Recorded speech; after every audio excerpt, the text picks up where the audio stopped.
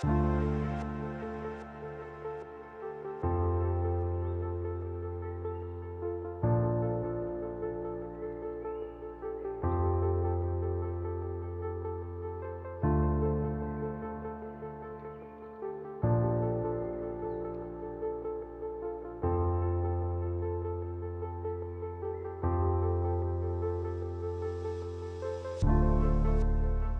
lanjutkan untuk topik pembahasan kita hari ini.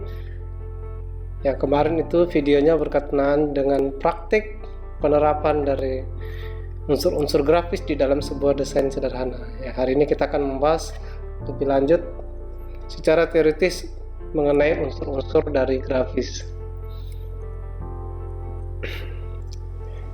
Ya, jadi kalau kita berbicara tentang unsur-unsur grafis atau unsur-unsur desain grafis, ya, jadi unsur-unsur desain grafis itu sendiri adalah satuan terkecil dari sebuah kesatuan karya desain. Seumpamanya kalau kita mengambil unsur titik, kemudian titik ini dideretkan menjadi garis, kemudian garis kalau kita gabungkan beberapa akan membentuk bidang. Kemudian kalau bidang ini kita gabungkan lagi lebih dari 1, 2, atau 3 dan lebih banyak lagi, maka kita akan memperoleh unsur berikutnya yang kita kenal dengan istilah gempal. Kemudian unsur-unsur grafis yang lainnya itu tentang tekstur, ukuran, warna, ruang, gelap, terang atau value. Selanjutnya, dalam keseharian ya sudah jelas sendiri sudah jelas sekali bahwa unsur tersebut sudah kita sadari keberadaannya. Baik itu sadar atau tidak sadar, kita akan bertemu dengan unsur-unsur dari desain grafis, baik yang saat sedang berkarya ataupun saat kita hanya sekedar memandang hasil desain. Lalu yang menjadi pertanyaan, kenapa kita perlu mengambil pusing dengan unsur-unsur seni atau unsur-unsur dari desain grafis? Apa manfaatnya? Kenapa kita harus mempelajari tentang unsur-unsur dari desain grafis? Ya, kalau secara umum, unsur-unsur dari desain grafis merupakan dasar dari terbentuknya sebuah karya desain. Seumpama kalau kita mengibaratkan dengan organ tubuh yang membentuk kesatuan tubuh manusia, kita akan jauh lebih mudah memahami unsur-unsur yang vital ini ketika kita memahami tingkat-tingkat yang berkaitan tentang karya desain. Ketika kita sepenuhnya memahami, mengetahui, dan mempelajari unsur terkecil dari sebuah karya, ya maka kita akan memperoleh begitu banyak gaya serta variasi baru yang bisa kita gali. Contohnya, memahami titik sebagai salah satu unsur seni rupa akan membuka kreasi unik bagi seorang desain point list yang hanya menggunakan titik untuk membuat karyanya. Ya, jadi kalau misalnya kita melihat sebuah desain, tidak jarang kita menemukan hanya terdiri atas salah satu unsur, misalnya titik. Ya, kalau di dalam dunia desain itu disebut dengan teknik halftone. Ya, jadi kalau sebuah desain itu hanya terdiri atas unsur titik saja, kemudian membentuk sebuah objek, maka teknik yang digunakan itu disebut dengan teknik halftone. Sedangkan orang yang menganut konsep ini disebut dengan point list. Ataukah ketika kita memahami unsur warna akan membuka gerbang bagi seorang impresionis. Ya, impresionis itu berkaitan dengan pelukis atau seni lukis. Ya, jadi seni hari ini yang melibatkan unsur-unsur ekstrinsik juga dapat berkembang karena telah melalui pendalaman baik terhadap unsur intrinsik yang dapat dipelajari di unsur-unsur seni rupa. Ya, kalau kita melihat di dalam PowerPoint yang saya buat ini, ada kurang lebih 9 unsur-unsur grafis. Ya, kalau kita baca di literatur atau referensi yang lain, kita akan menemukan 7 atau 8. Biasanya di sini untuk poin 1 titik dan 4 gempal itu tidak dimasukkan sebagai unsur-unsur grafis.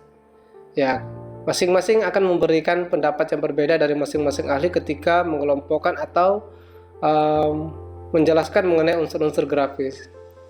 Sebagai contoh misalnya di sini unsur grafis yang pertama yaitu titik. Ya, titik itu sendiri merupakan unsur kecil dan awal dari sebuah karya. Dia bersifat sebagai koordinat tanpa dimensi ataupun luasan. Jadi sebenarnya titik ini juga digunakan untuk menciptakan unsur-unsur yang lain. Karena itu terkadang beberapa ahli lain tidak memasukkan titik sebagai unsur seni rupa. Ya, seorang penulis buku yang berkaitan tentang karya seni rupa, Sajiman Edi Santoyo, mengatakan bahwa secara umum dimengerti bahwa suatu bentuk disebut sebagai titik karena ukurannya yang kecil. Dikatakan kecil karena objek tersebut berada pada area yang luas, dan manakala dengan objek yang sama dapat dikatakan besar apabila diletakkan pada area yang sempit. Ya, jadi pendapat ini membahas tentang ukuran dari titik itu sifatnya relatif. Ya, mengatakan dia kecil dan besar itu tergantung dia dibandingkan dengan objek apa. Makanya ukuran dari titik itu disebut dengan relatif, atau kita akan mengenal istilah nisbi. Ya, jadi dia bergantung dengan apa dia dibandingkan. Titik dapat menjadi lingkaran pada area sempit, bahkan menjadi tekstur saat dibuat kecil. Banyak dan memenuhi area yang besar dengan pengulangan dan ritme. Jadi titik juga menandakan posisi. Titik itu sendiri tidak memiliki panjang dan tidak memiliki area atau ruang. Kalau di dalam satu garis, titik adalah awal serta akhir dari sebuah elemen atau unsur garis. Kemudian titik juga bisa kita peroleh ketika ada dua garis yang saling berpotongan atau bersilangan. Nah, jika kita menghimpitkan satu sama lain unsur-unsur titik kemudian digerakkan dalam suatu bidang gambar, dia akan memberikan kesan adanya garis. Ya, contohnya ini ya. Kalau kita lihat di sini,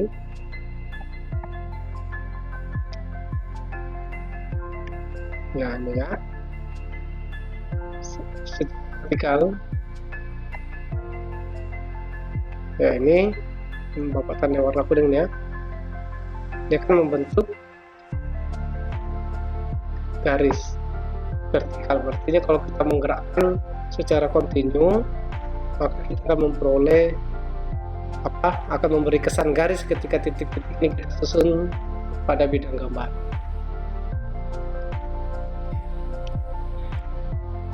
Selanjutnya kita masuk ke dalam unsur yang kedua, yaitu unsur garis.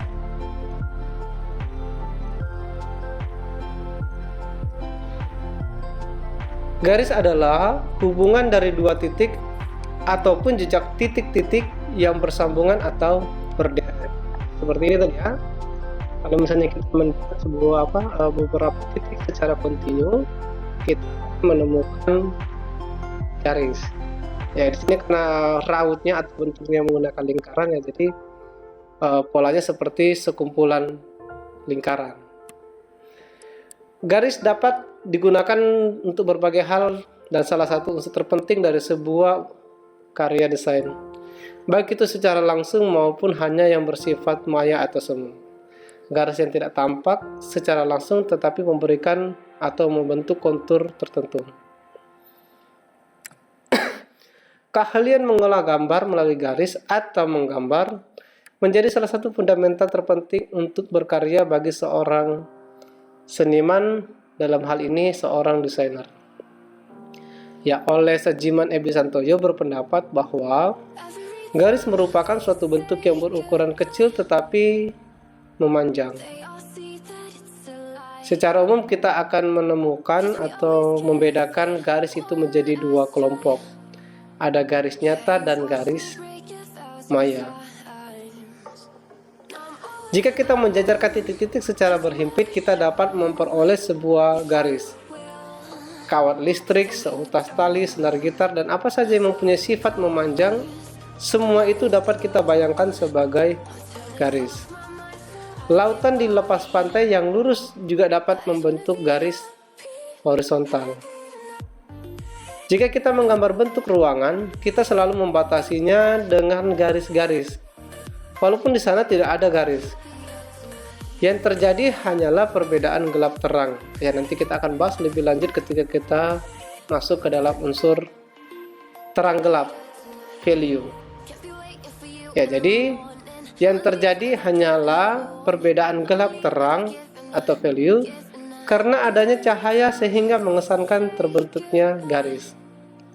Bentuk garis semacam itu kita sebut dengan istilah garis semu, garis maya atau garis imajiner. Dari uraian tersebut kita dapat memahami bahwa garis tidak hanya berbentuk konkret atau nyata, tetapi terdapat juga garis maya yang terbentuk dari fenomena visual lainnya. Dapat disimpulkan dua pengertian mengenai garis sebagai berikut. Kalau misalnya kita menggunakan alat tulis, pensil kah, spidol kah, ballpoint, ketika kita membuat suatu garisan itu kita sebut dengan garis nyata.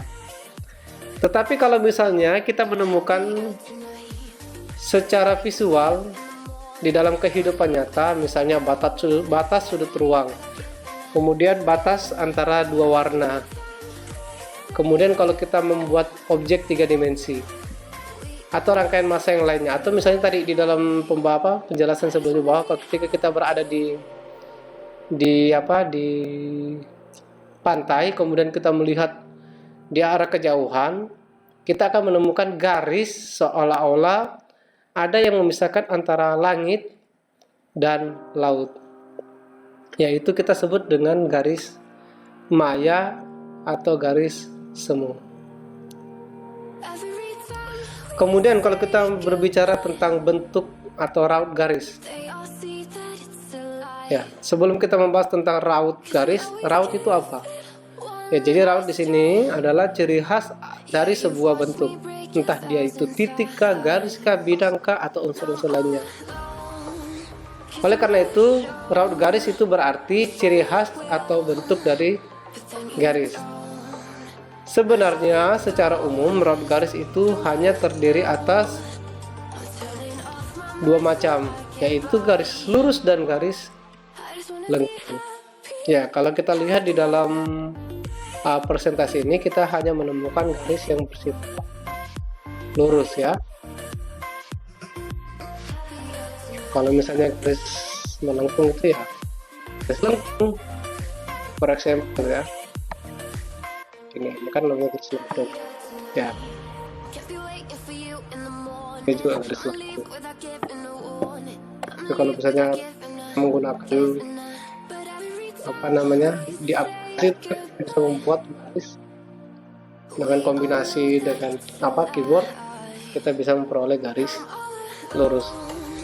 Menggunakan ini agak sulit kalau kita hanya menggunakan mouse. Tapi secara umum garis itu kita bedakan, atau raut garis itu kita bagi menjadi dua macam, garis lurus dan garis lengkung.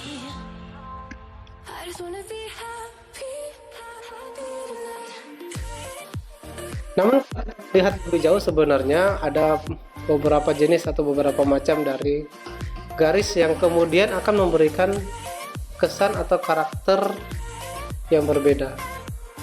Ada garis lurus, garis lengkung, garis majemuk, dan garis gabungan.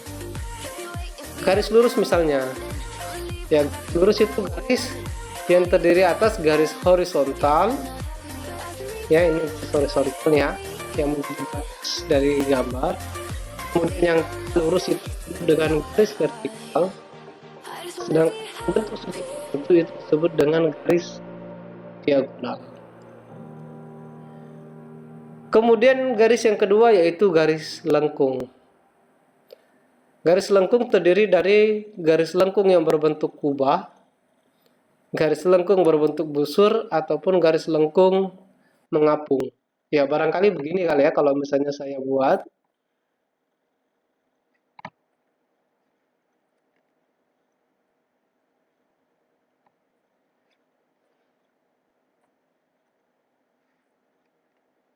Ya, garis kubah. Kubah itu kurvanya tajam. Kemudian garis yang kedua itu garis busur. Ya, lebih landai daripada garis yang lain. Kemudian yang ketiga ada garis lengkung mengapung. Ya, biasanya itu kebalikan dari ini. Ya, misalnya kalau ini berarti menghadap ke bawah. Atau yang lebih landai daripada itu. Ya, itu disebut dengan garis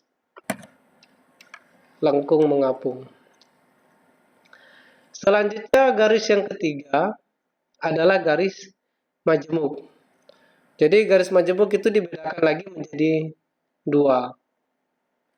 Ada yang namanya garis zigzag ataupun garis lengkung atau garis majemuk yang terbentuk dari lengkung yang jumlahnya lebih dari satu.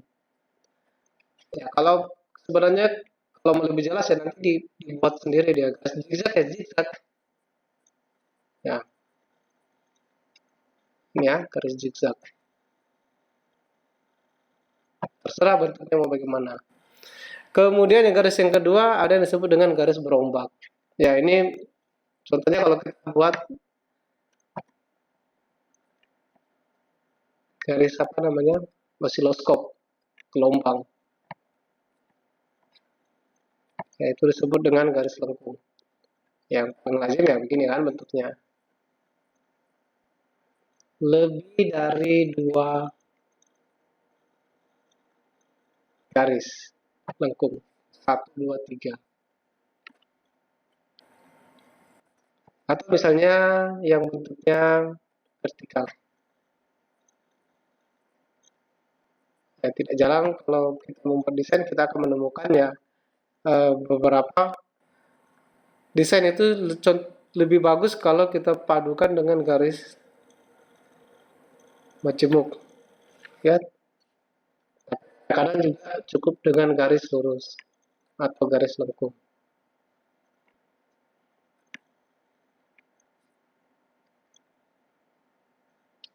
Kemudian yang keempat yaitu garis gabungan. Ya, namanya garis gabungan berarti gabungan antara ketiga jenis garis tadi, garis lurus, garis lengkung, dan garis majemuk. Ya, ini saya kira penerapannya yang paling sederhana yaitu ketika kita membuat tanda tangan. Ya, saya tidak bilang tanda tangan itu merupakan desainnya, tetapi pastinya kan kita membuat tanda tangan itu maunya kelihatan menarik. Tidak mungkin kita hanya buat dengan garis seperti ini, garis lurus semua, atau kemudian kita padukan dengan garis ini. Tidak ada orang membuat tanda tangan seperti ini. Tidak, pasti menggunakan ketiga jenis garis tadi, lurus, lengkung, atau majemuk. Atau istilah sederhananya itu garis gabungan. Ya. Saya mau bikin tanda tangan ini. Jadi saya bilang kadang-kadang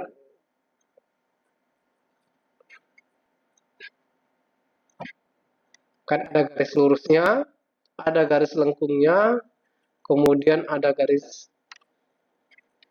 zigzagnya, misalnya segini. Kita buat. Baru di akhir kasih garis lengkung. Misalnya saya tidak mengatakan saya punya tanda tangan ini bagus, tapi ya setidaknya ini bisa menjadi pemandu kita ya, ya bisa kita katakan tanda tangan itu adalah sebuah desain sederhana karena dia menggunakan unsur-unsur dari desain itu sendiri, yaitu unsur garis.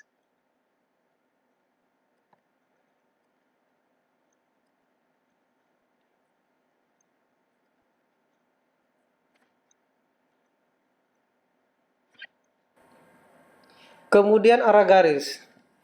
Jadi arah garis itu vertikal, tegak lurus, horizontal, mendatar. Kemudian yang ketiga adalah garis apa namanya? Diagonal. Ya, dia memotong antara sumbu X dan sumbu Y. Ya, kalau kita bicara tentang arah garis ini bisa memberikan nuansa tertentu ketika kita membuat sebuah desain. Ya, misalnya kalau garis itu dibuat vertikal, akan berbeda kesannya ketika kita membuat garis itu horizontal. Atau akan berbeda lagi ketika kita membuatnya dengan garis dengan arah diagonal. Jadi setiap jenis garis ini dapat memberikan kesan yang berbeda. Contohnya, bagi kebanyakan orang, garis lurus mendorong atau memberikan kesan kaku, ketegasan, kebenaran, dan ketelitian. Garis lurus ini menunjukkan sifat positif, langsung, keras, kuat, tegar, teguh, serta tidak kenal kompromi. Jadi kalau misalnya kita melihat sebuah desain, ya biasanya katanya orang ya, itu bisa menjadi cara kita mengenal karakteristik secara visual ya, secara sederhana mengenal karakteristik dari seseorang. Kalau dia misalnya cenderung membuat desain itu dengan garis-garis yang sifatnya lurus, kemungkinan besar orangnya itu kaku. Ya. Tapi kalau misalnya kita melihat garis lengkung yang ramping, ringan, itu menyatakan sifat yang fleksibilitas. Orangnya harmonis, kalem, feminim, terang, sopan, budiman, ya, tetapi kadang-kadang dia mencerminkan karakteristik malas serta tidak memiliki tujuan. Ya, jadi walaupun demikian perlu dicatat bahwa masing-masing dari kita akan memberikan persepsi yang berbeda ketika kita melihat sebuah desainnya. Ini kan hanya secara teoritis saja ya, tadi saya katakan, misal kalau lurus horizontal itu menggambarkan karakter tenang positif. Lurus vertikal, kokoh, kaku, tegas. Garis lengkung, fleksibel, harmonis, feminim. Sedangkan garis diagonal menunjukkan karakter dinamis, berenergi, dan berambisi. Ya, tapi ya, ini masing-masing orang ya. Karena masing-masing akan memiliki persepsi yang berbeda. Kenapa demikian? Karena hal ini didasarkan pada konteks psikologis atau sosial dari pemandang atau ketika kita melihat sebuah desain.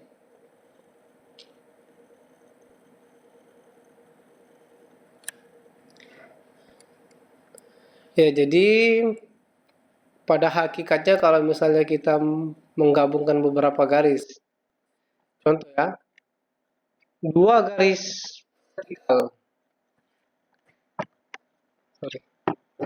dua garis vertikal ini kan garis vertikal, ini juga vertikal, dan dua garis horizontal. Ini garis horizontalnya ya, saya buatnya tidak rapi karena kalau saya buat rapi nanti kelamaan di proses pembuatan videonya. Ya, maka kita akan menemukan objek yang kita sebut dengan istilah bidang.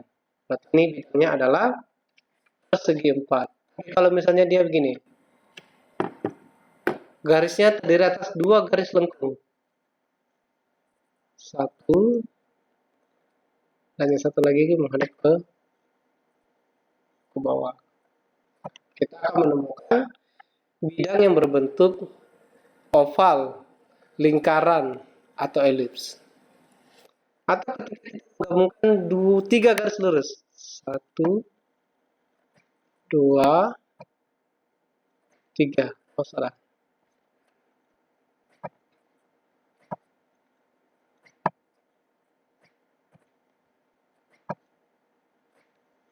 Tiga. Maka akan terbentuk bidang yang kita sebut dengan segitiga. Ya, kalau kita buat dengan perbandingan tertentu ya akan menghasilkan bidang yang tertentu pula.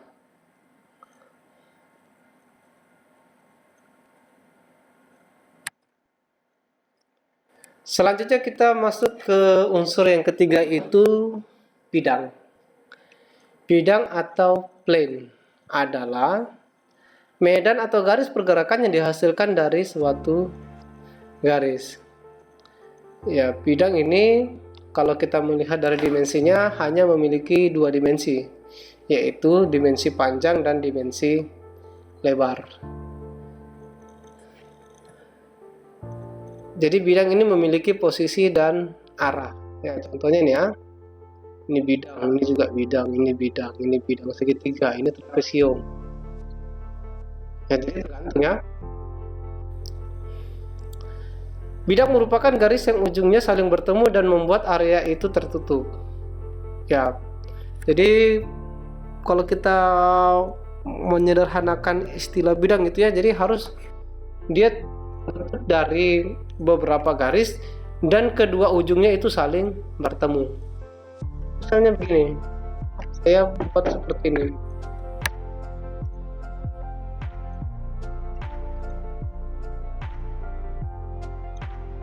Ya, ini kan belum menjadi bidang. Apakah kalau misalnya objek yang sederhana saja lah, kompleks begini. Misalnya begini, 1, 2, 3. Ya, kalau berdasarkan konsep ini ya, kita tidak bisa mengatakan ini adalah bidang, karena karakteristik dari bidang itu adalah kedua ujung-ujungnya saling berhimpitan. Ya, jadi kalau dia terdiri atas 3 garis misalnya, maka ketiga garis itu harus saling berhimpitan. Kalau tidak berhimpitan berarti dia belum membentuk bidang. Misalnya seperti ini,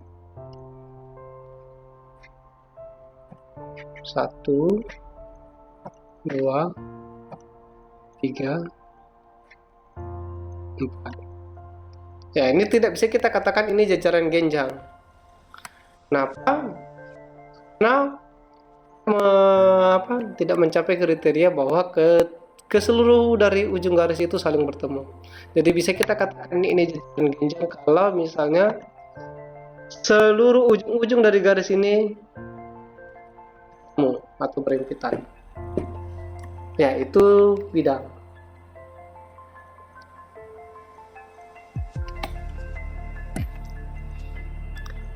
Ya, jadi bidang ini adalah suatu bentuk raut, sifatnya itu tipis gitu ya, datar, sejajar dengan dimensi panjang dan lebar serta menutupi permukaan.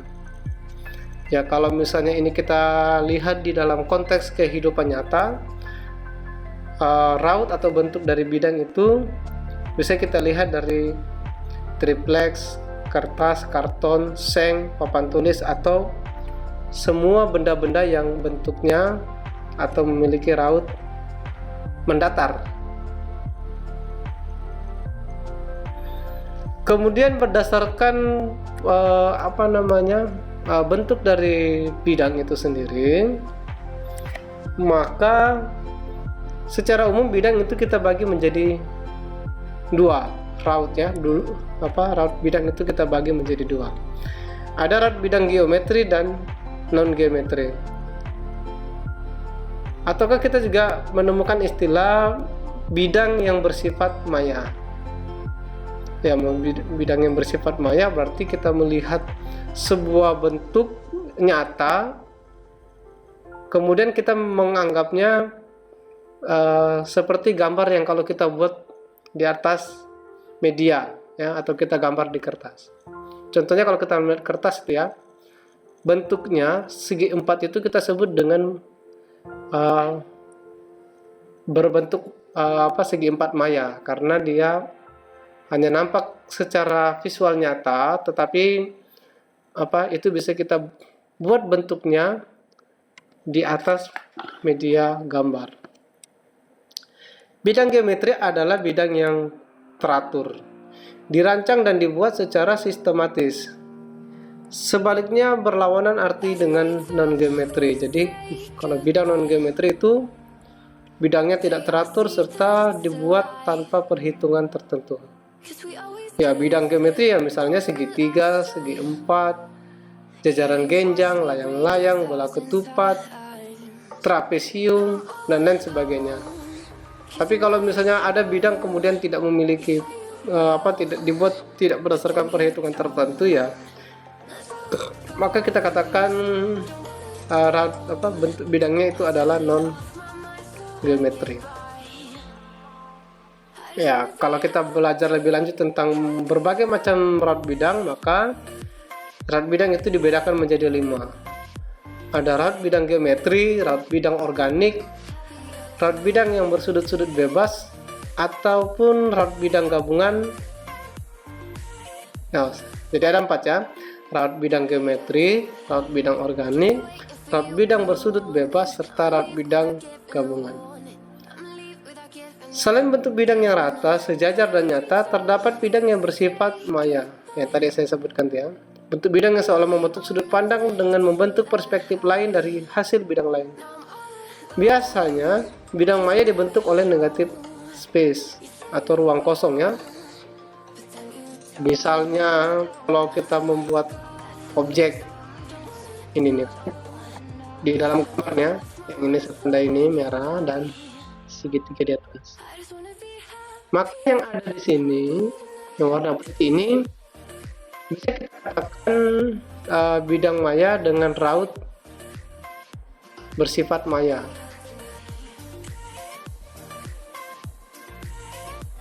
Ya. Jadi bidang itu bisa juga dibentuk dari beberapa bidang yang memiliki ruang kosong atau space.